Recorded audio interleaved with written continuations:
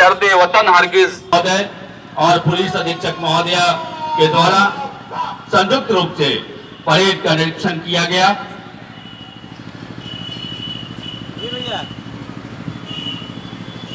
भैया